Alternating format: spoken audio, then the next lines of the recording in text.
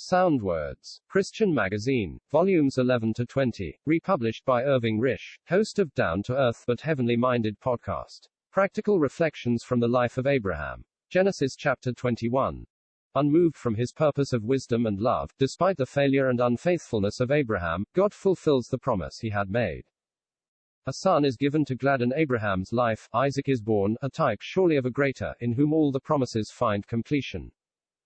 The great feast which Abraham provides signifies that wondrous day in the history of the soul when Christ is acknowledged as the only one to have the place of unchallenged supremacy. This has been called the coronation day, setting forth in figure Christ's day, when he shall be supreme and without a rival. But there is one discordant voice heard amid the rejoicings of the great feast. Ishmael mocks.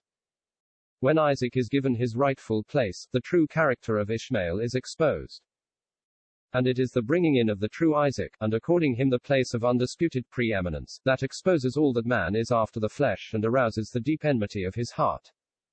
If we insist that man after the flesh must go, and that Christ alone must have the place of preeminence, we shall find that Ishmael is still a mocker.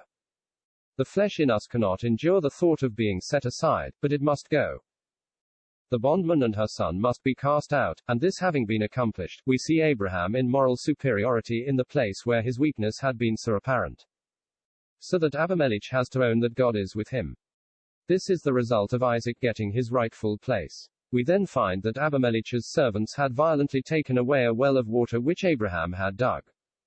It is worthy of note that the hostility of the Philistines towards Abraham and Isaac is manifested in relation to their wells. As already noted, the Philistines represent those who are professedly on divine ground, but who have not faith. Their undeviating purpose is to deprive the saints of these sources of spiritual refreshment. Unlike a pool or a cistern, a well is fed and kept in freshness by a living spring, and is a store of refreshment from which we can draw at all times. The ministry of Christ by the Spirit is necessary to maintain us in spiritual freshness and vigor, the Spirit himself being the source of the never-failing spring. If we wish to have unhindered enjoyment of the well, we must see to it that we honor Christ alone, and do not give Ishmael, the man after the flesh, any place. The 7 ewe lambs might suggest the spirit of yieldingness and of grace towards those who have been hostile. Let your gentleness be known of all men, the Lord is near. Philippians chapter 4 verse 5. The servant of the Lord must not strive, but be gentle towards all. The presence of God with Abraham, and the grace displayed by him, result in Abraham's title to the well being established.